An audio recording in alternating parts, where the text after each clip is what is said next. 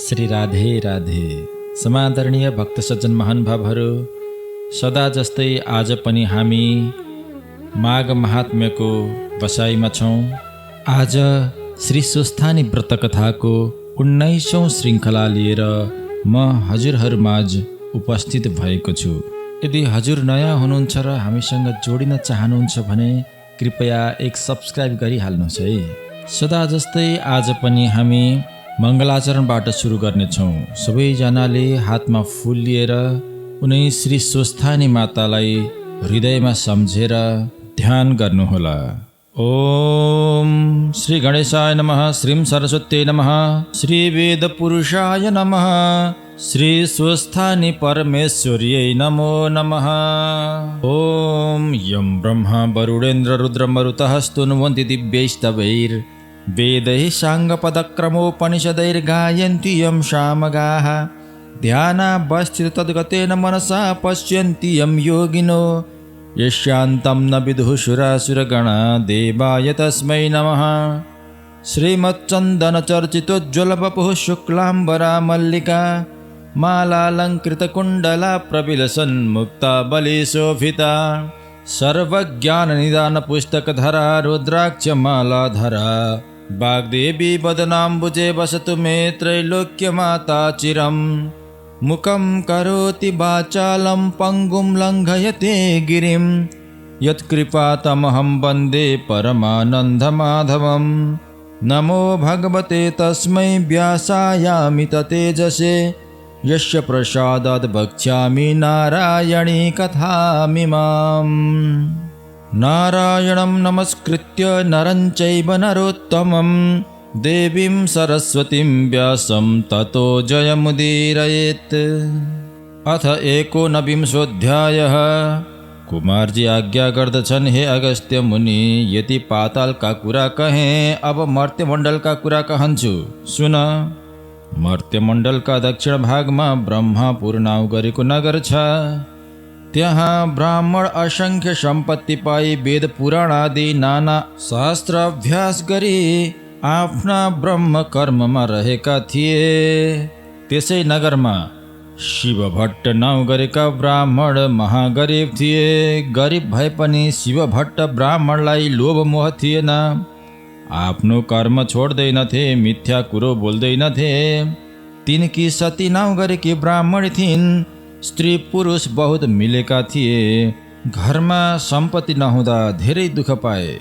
एक दिन शिवभट्ट ब्राह्मणले आफ्नी स्त्री सती ब्राह्मण छेउ भने, हे स्त्री, हाम्रो घरमा सम्पत्ति छैन। सम्पत्ति नहुँदा धेरै दुःख पाएका छौँ। अब सम्पत्ति तुल्याउँ, श्री सिद्धि गणेशको सेवा गरौँ भनी दुवै स्त्री पुरुषले 8 दिनका मङ्गलबारका बिहानी पख महाकष्ट गरे श्रद्धापूर्वक पूजा गरी सेवा गर्न लागे। यसो गर्दा 8-10 वर्ष बित्यो। तब सिद्धि विनायक प्रसन्न भई आफ्नो मूर्ति दर्शन दिई। हे शिवभट्ट ब्राह्मण, सती ब्राह्मणी, तिमीहरूले सेवा गरेको देखि म सन्तोष भएँ। जे इच्छा छ वरदान ल्याऊ भने। यति गणेशले आज्ञा गरेको सुनि शिवभट्ट ब्राह्मणले गणेशलाई साष्टाङ्ग प्रणाम गरी अञ्जली बाँधी, हे परमेश्वर, अरू थोक वरदान के मागौँ? पूर्व जन्ममा दानादि गरेको नहुनाले यस जन्ममा सम्पत्ति नपाई दरिद्र भई दुःख पाएका छौँ। सम्पत्तिका इच्छाले तपाईँको सेवा गर्यौँ। सम्पत्ति दिई हाम्रो दुःख छुटाउनुहोस् भनी बिन्ती गरे। यति शिवभट्टले भनेपछि सिद्धि विनायकले, हे शिवभट्ट ब्राह्मण, आजका 8 दिनमा मङ्गलबारका बिहानी पख यसै गरी यहाँ आई मेरो पूजा गर्नु। उस बेला मेरो मुखियाजी जे देखौला त्यो तिम्रो घर लगी तसलामा राखी माथिबाट तसलैले छोपिदिनु। 4 दिन भएपछि माथिबाट छोपेको तसला झिकी हेर्नु, सुवर्ण सुन होइरहला। तब सम्पत्ति पाए सुखी हौला। तिमीलाई सम्पत्ति हवस् भनी वरदान दिए। तिमी घर जाऊ भने। यति गणेशले आज्ञा गरेको सुनि शिवभट्ट ब्राह्मणले मनमा आनन्द गरे। सिद्धिविनायकलाई प्रणाम गरी आफ्ना घर फिरे। सिद्धि गणेश पनि अन्तर्ध्यान भए। 8 दिन भयो र मङ्गलबार बिहानी पख पूजाको सामग्रीले शिवभट्ट ब्राह्मण सती ब्राह्मणी दुवै स्त्री पुरुष सिद्धिविनायकका स्थानमा गए। सिद्धिविनायकका अगाडि एक लड्डु देखे। सती ब्राह्मणी शिवभक्त ब्राह्मणले सधैँका झैँ पूजा गरी त्यो लड्डु घरमा लगी तसला माथि राखी माथिबाट तसलैले छोपे। 4 दिन भयो र माथिबाट छोपेको तसला झिकी हेर्दा सुनको लड्डु भइरहेको देखि बहुत खुसी भई यत्नसँग राख्दा भए। त्यस दिनदेखि शिवभट्ट ब्राह्मण सती ब्राह्मणी असङ्ख्य सम्पत्ति पाई सुखी भए। 10 घर डोली मागी खाने शिवभट्ट ब्राह्मणले सम्पत्ति पाएपछि एक दिन आफ्नी स्त्री सती ब्राह्मणी छेउ भने, हे सती, पूर्व जन्ममा दान गरेनौ र यस जन्ममा दरिद्री भई दुःख पायौँ। सिद्धिविनायकका कृपाले सम्पत्ति भयो। यस जन्ममा दान नगरे अर्को जन्ममा दरिद्री हौला। यस अर्थले दान गरौँ धर्म गरौँ भनी दुवै स्त्री पुरुषले नित्य गङ्गामा गई स्नान गरी हरिहरको पूजा गरी सुवर्णादि नाना द्रव्य दान गरी घर आउँथे। दान धर्म गर्नाले शिवभट्ट ब्राह्मणको सम्पत्ति झन बढ्दै गयो। त्यो देखि शिवभट्ट ब्राह्मणले आफ्नी स्त्री सती ब्राह्मणीलाई भने, हे स्त्री, हाम्रा सन्तान छैनन्, वृद्ध अवस्था भयो, सम्पत्ति मात्र भई के गर्नु, को रक्षा गरिदेला। सन्तान तुल्याउनका निमित्त फेरि सिद्धि गणेशको सेवा गरौँ भने। र सती ब्राह्मणीले हवस् भनी अघिका झैँ 8 दिनमा मङ्गलबारको बिहानी पख दुवै स्त्री पुरुषले सिद्धि गणेशको सेवा गर्न लागे। तिनले सेवा गरेको देखि सिद्धि गणेश सन्तोष भए। हे शिवभट्ट ब्राह्मण, तिमीले सेवा गरेको देखि म सन्तोष भएँ, वरदान ल्याऊ भनी आज्ञा गरे। यति गणेशको आज्ञा सुनि शिवभट्ट ब्राह्मण सती ब्राह्मणीले अञ्जली बाँधी बिन्ती गरे, हे सिद्धि गणेश, तपाईँले कृपा गर्नाले सम्पत्ति पायौँ, सन्तान छैनन्, त्यो सम्पत्तिको रक्षा को गरिदेला, सन्तान वर दिनुहोस् भनी बिन्ती गरे। यति शिवभट्ट ब्राह्मणका वचन सुनि सिद्धि गणेश आज्ञा गर्नुहुन्छ, हे शिवभट्ट ब्राह्मण, आजका 8 दिनका मङ्गलबार यस्तै गरी आई मेरो पूजा गर्नु र त्यस बेलामा एक गाई आई तिम्रो मुखमा हेरिरहनेछन्। तिमीले पनि गाईको मुख हेरी पूजा गर्नु। वहाँ पछि गाईले गोबर आउने छिन्। त्यो गोबर भुइँमा पर्न नपाई हातले थापी घर लैजानु। तसलामा राखी माथिबाट तसलाले छोपिदिनु। 4 दिन भएपछि हेर्नु र त्यस गोबरभित्र कन्या उत्पत्ति होइरहली। पुत्र भने तिमीलाई हुने छैन, किनभने पूर्व जन्ममा तिमीले राखेको छैन। यति गणेशले आज्ञा गरेपछि शिवभट्ट ब्राह्मण सती ब्राह्मणले हवस् भनी मनमा हर्ष भई साष्टाङ्ग प्रणाम गरी घर फिरे। गणेश पनि अन्तर्ध्यान भए। 8 दिन भयो र मङ्गलबार बिहानी पख पूजाको सामग्रीले शिवभट्ट ब्राह्मणका दुवै स्त्री पुरुष विनायकको स्थानमा गए। सिद्धि विनायकको पूजा गर्न लाग्दा गाई आई हेरिरहन्थ्यो देखि गणेशजीको पूजा गरिसके गाईको मुख हेरी पूजा गरी प्रणाम गरे। तब गाईले गोबर आइन्। शिवभट्ट ब्राह्मणले त्यो गोबर भुइँमा पर नपाए चाँडै हातमा थापिदिए। सिद्धि विनायकलाई परिक्रमा गरे दुवै स्त्री पुरुष घर गए। त्यो गोबर तसलामा राखी माथिबाट तसलैले छोपिदिए। 4 दिन भयो र माथिबाट छोपेको तसला झिकी हेर्दा त्यस गोबरदेखि कन्या उत्पत्ति भइरहेको देखे। कस्ती कन्या भने मध्याह्नकालका श्री सूर्यका जस्तो तेज भएकी, गरुडका केश जस्तो केश भएकी, कमलाका कोष जस्ता ठुला आँखा भएकी, पूर्णिमाको चन्द्रमा जस्तो मुख भएकी, सिंहको जस्तो कमर भएकी, हात्तीका सुँड जस्तो गोडा भएकी, सावित्रीका जस्ता पैताला भएकी, लक्ष्मीको जस्तो शरीर भएकी यस्ती परम सुन्दरी कन्यालाई देखि शिवभट्ट ब्राह्मण र सती ब्राह्मणी खुसी भई तसलादेखि झिकी आनन्द माने बहुतै सम्भारले पाले। त्यस बालिकालाई दुध भएन र फेरि मङ्गलबारका दिन बिहानी पख सिद्धिविनायकका स्थानमा गई पूजा गरे। गणेश प्रसन्न भई हे शिवभट्ट ब्राह्मण सती ब्राह्मणी जे भन्न इच्छा छ भन भनी आज्ञा गर्नुभयो।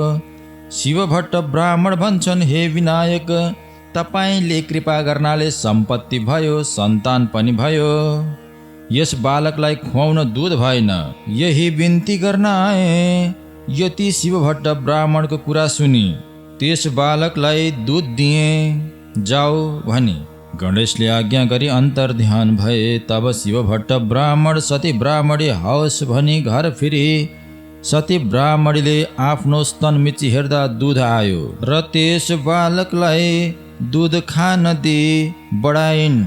जस्तै सीता उत्पत्ति हुँदा जनक राजालाई आनन्द भएथ्यो, त्यस्तै त्यो बालिका उत्पन्न हुँदा शिवभट्ट ब्राह्मण सती ब्राह्मणीलाई आनन्द भयो र आफ्नो मर्यादाले ब्राह्मणहरूलाई डाकी विधिसित न्वारण गराए।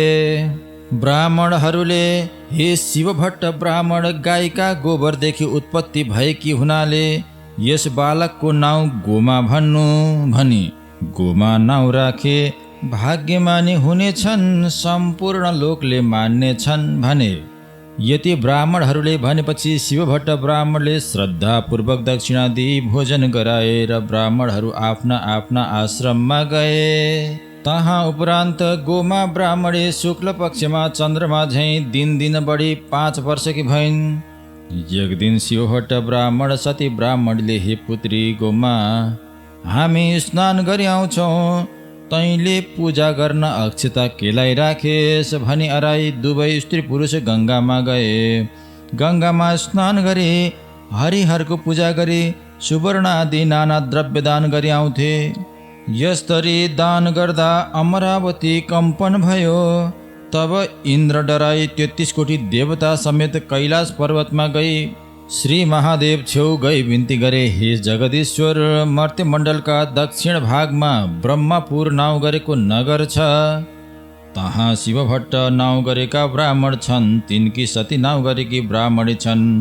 ती दुवै स्त्री पुरुषले तपाईँका पुत्र गणेशको सेवा गरे। गणेश सन्तोष भई असङ्ख्य सम्पत्ति दिए। ती शिवभट्ट ब्राह्मणले सम्पत्ति पाएपछि नित्य गङ्गामा गई स्नान गरी हरिहरको पूजा गरी सुवर्णादि नाना द्रव्य दान गरी घर आउँछन्।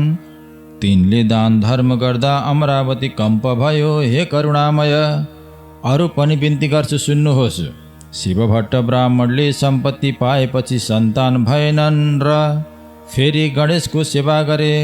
गणेशले सम्पूर्ण लक्षणले युक्त भएकी महातेजस्वी परम सुन्दरी यस्ती पुत्री वरदान दिए। हे प्रभु मेरो रक्षा गर्नुहोस्, तपाईँले रक्षा नगरे म अमरावतीदेखि पतित हुनेछु।